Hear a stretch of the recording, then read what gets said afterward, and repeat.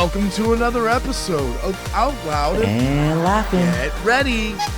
I'm Bryan. And Jon, two gay cousins having big talks and even bigger laughs. Join us. Let's see what they're up to. It's Out Loud and Laughing. Oh my God. Is it you again? Oh, all of us again. Welcome to another episode of Out Loud and Laughing. I'm Jon. Bryan. That's You're it. Ryan. I am so not on. I'm just Jay. I'm not Jon. I lost my on. I'm off. You're How are off. you doing? You're I'm off. What's going on? Tell me about your life. How's your week? How's your week? It feels How like it's is been a my hard. week?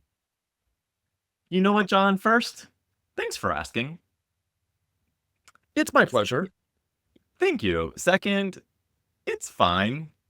It's been rainy all week. I opened up the fridge on Monday. It stopped working. And now for anyone listening, fridges are not cheap. Like, No.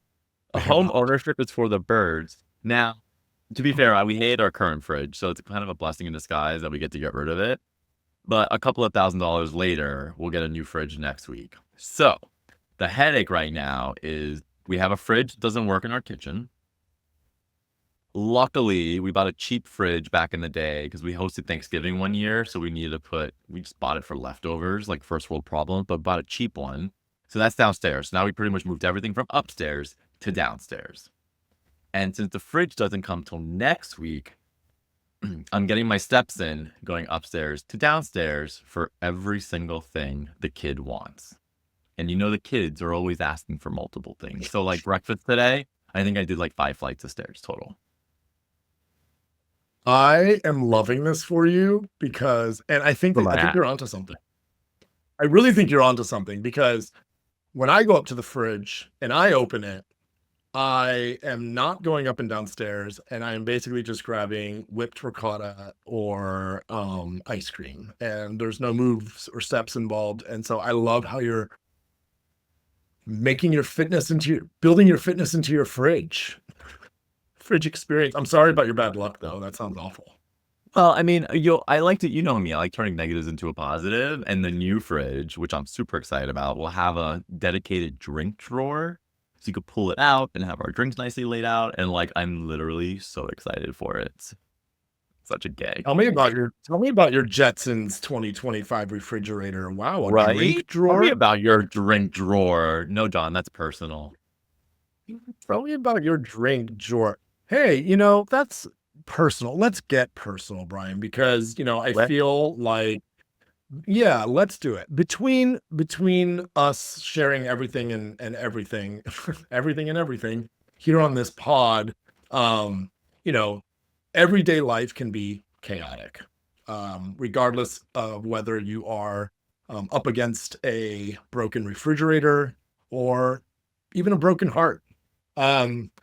Possibly even sort of your spirit may be broken just a bit. And it makes it really hard to get to some of the things that you sort of want to get to. So while we're on the topic of fridges, maybe it could be interesting to talk about like fitness and faking it and doing other things that we try to do to get through our chaotic lives. Okay, let's do it. Tell me. What do you think? Let's do it. I mean, to be honest, I know we sound so put together on this podcast. All the time. Yeah, but not even a little bit.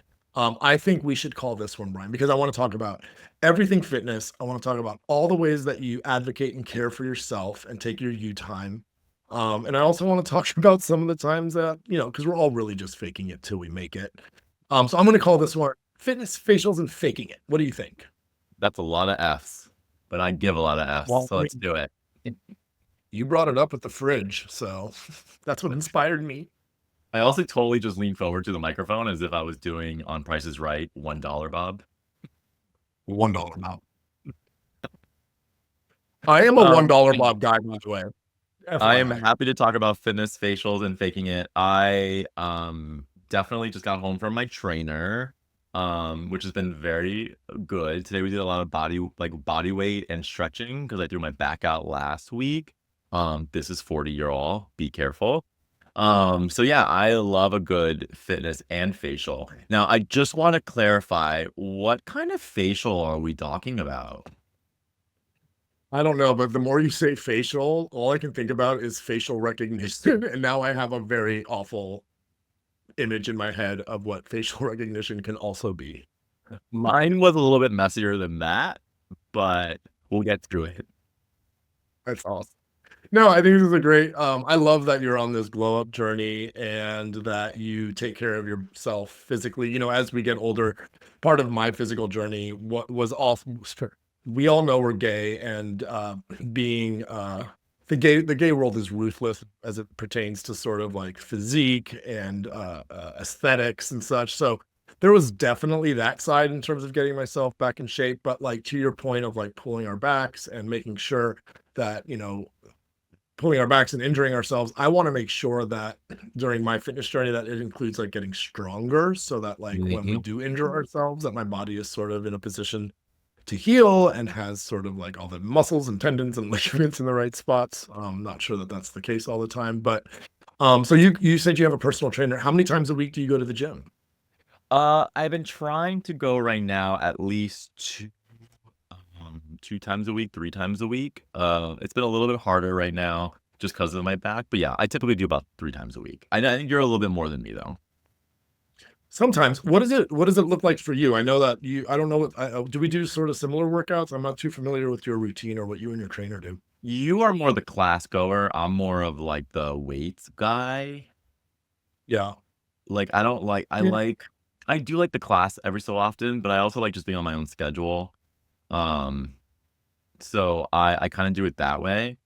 I was actually at the gym today and like between our little breaks, I like get on my phone and something came up with Dick Van Dyke, who's like in his 90s. What'd you call me? Just kidding. Yeah, DVD. We love a good dark. but he's Yeah. like 90. He's in his 90s and I read the quote that he says, I worked out in my 30s, something like that. Don't quote me completely, but like I worked out in my 30s to stay beautiful. I worked out in my 50s to stay healthy. I worked out in my like 70s to stay mobile, and I'm working out in my 90s just to annoy everyone, i.e. that he can still do it. And I was like, it's so true. Like I think fitness is so important from like from like when we were younger all the way until the day you die because it keeps you moving. But the reasons why you stay healthy are for different reasons, right? Through time. So Yeah, I love how it goes from this idea of like self-care to self-comparison, right? Like where it's like in the 30s he's doing it to be vain, whereas when he gets older he's doing it to annoy the shit out of the people that he has around. That cracks me up. I know. But I was thinking about it too. Like, I wouldn't say that you and I were raised to be fitness people. We'd almost like Absolutely. our parents, like our moms were definitely of the era of slim fast cans, but that was definitely like an 80s thing, early 90s. But we weren't taught to like have a salad for dinner with like chicken, grilled chicken. Like we were definitely of a family of like eat a lot of food, very carb heavy. And if you wanted to do sports, it's because you wanted to. It wasn't because we wanted you to be healthy and fitness. Like it wasn't like pushed. It wasn't You bring up something not pushed, but we weren't pushed to like be health conscious. You bring up a really good point. And when you say the word health, I'm gonna push it a little further to say like holistically healthy, right? Yeah. Like Yeah.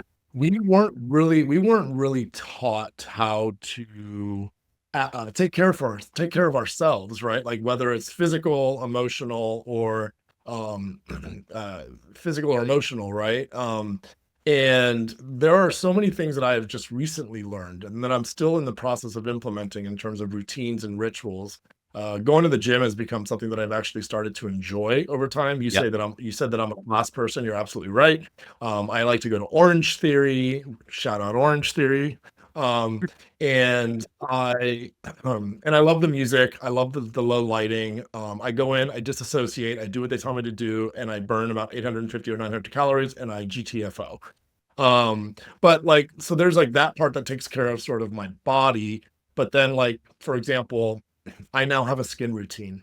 I now Yeah. like try to do a bedtime routine. I have started to build in things to not only take care of myself aesthetically, physically, but like it makes me actually feel good that I'm doing something for myself. And I think growing up, we necessarily weren't chosen how to choose ourselves.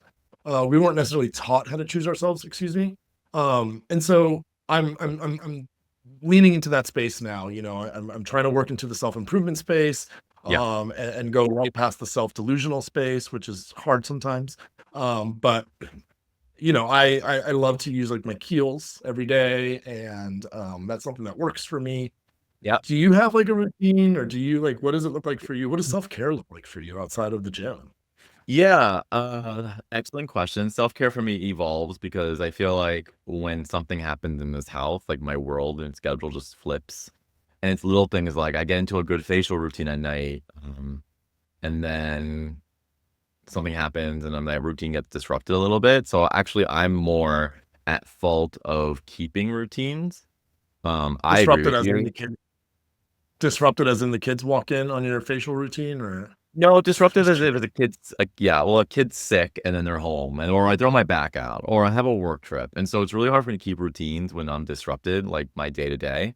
Um, which I'm learning that about myself, so I'm trying to overcome that. But I do try to make sure, like, I try and fit things in. So it's less about routine and more around a checklist of what I need to do in a day.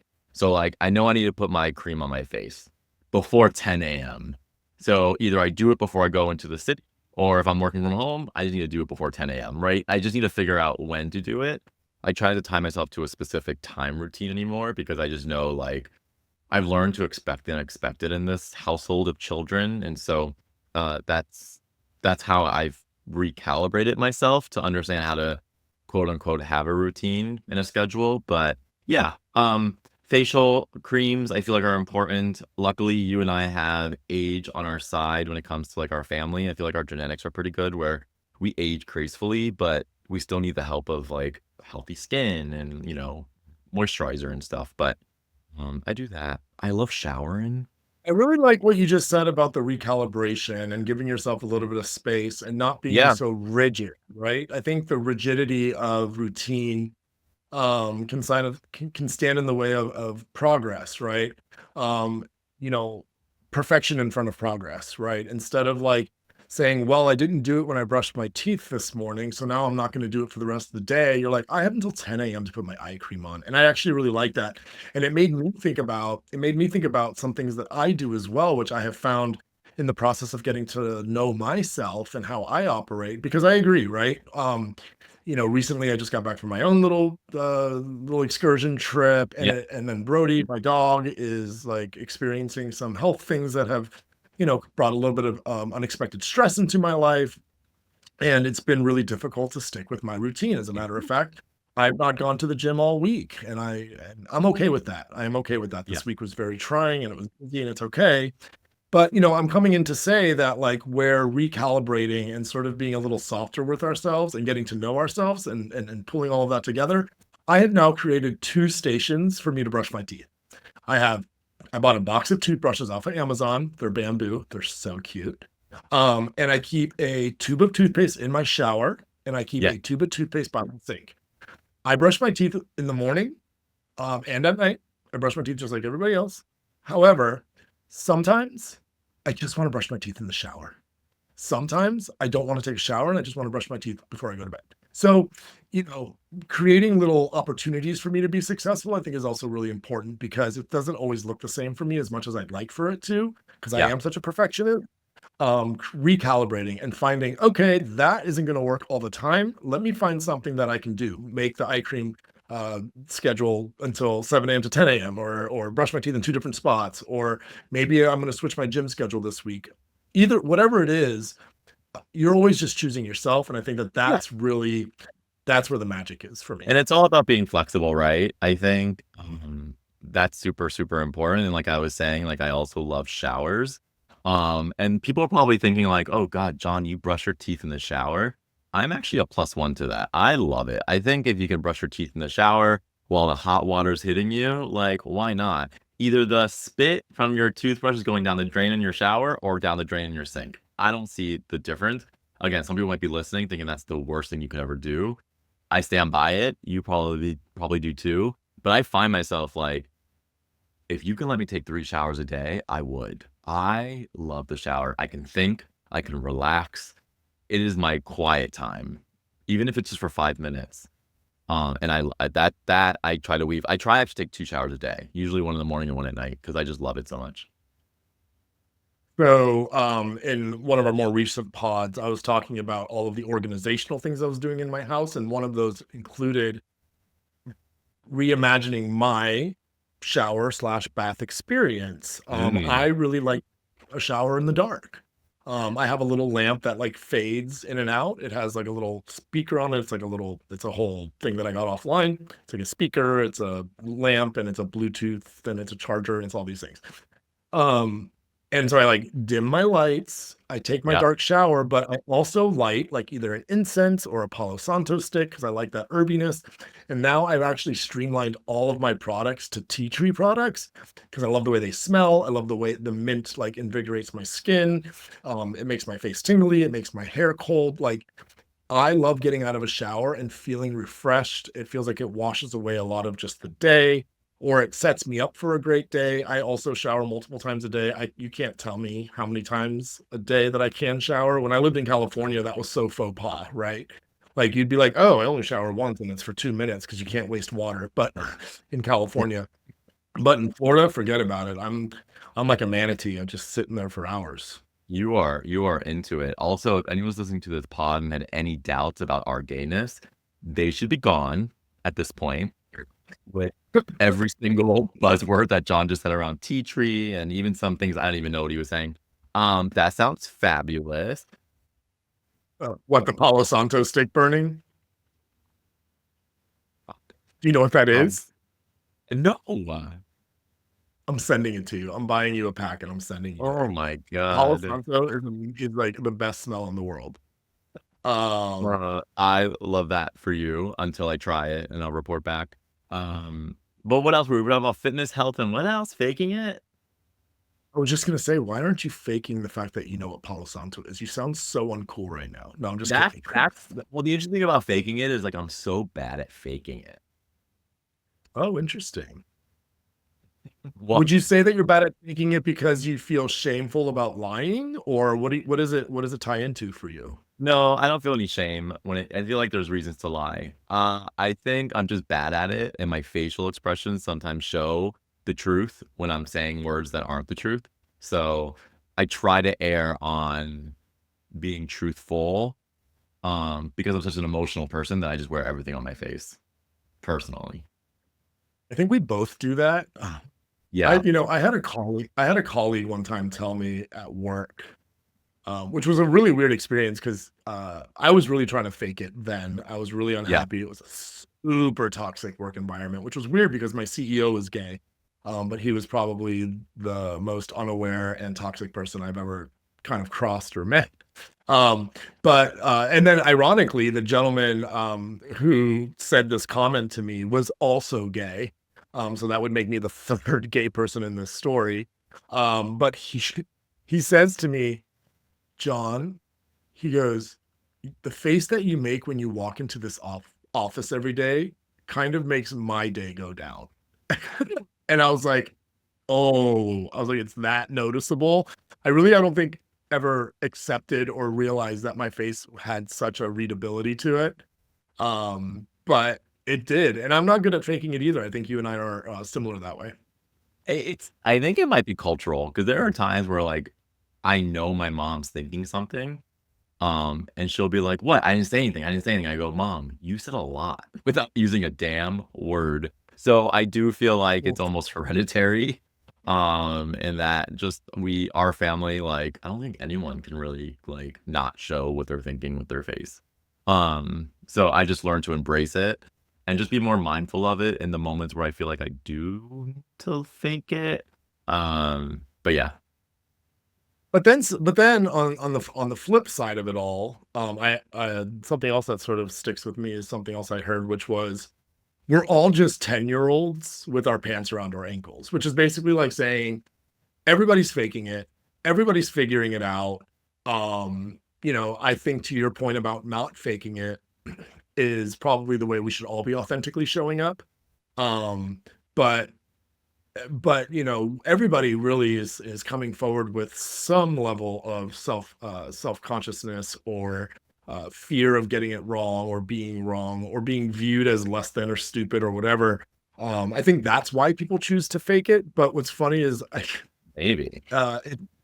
It's that mentality to me that actually makes people look stupid or makes people feel a certain way of shame and such. Because, you know, if you're not faking it and you're being authentic and honest, I can come to you and say, you know what, Bryan, I don't even know what's going on right now. Recently, we had something happen where I was just like, Bryan, I feel really dumb about this, but am I getting this right? And to my surprise, you said I had to read it a couple times too. You know, and it's sort of like if we all bring each other on this faking it journey, then what does fake even mean? You know? Right. Although, to be honest, the last 30 seconds while you were talking, all I kept doubling down on is when you said a 10-year-old, we're all 10-year-olds with our pants down. Excluding the 10-year-old part, I kept thinking back at facials again. So I don't know. I was a little sidetracked. Pants down, facials, gym selfies. Yes, I'm here for all, but we could wrap this up in a big gay wrapper. That would be it. Facials. We could wrap pants around your but I'm allergic. Get your pants around your ankles and start your facial routine today. And launch that OnlyFans page. Ooh, that's fun, Bryan. Fridges, fitness, facials, faking it, and OnlyFans. Yeah. I am listening to this podcast. I am like, what? I don't know what it's about, but I am listening to this podcast. I am listening and I am in on these two queer, annoying men who just keep talking at us. Yeah, annoying. We use it loosely, the word annoying, but I'll just say that, like, at the end of the day, between you and I, being gay is honestly just a cycle of trying to get hot, some spiraling, spending all the money we don't have, and then pretending you're fine. Nothing's on and then fire. lighting a stick that's called what? Palo Santo. Perfect. I will make sure I check it out.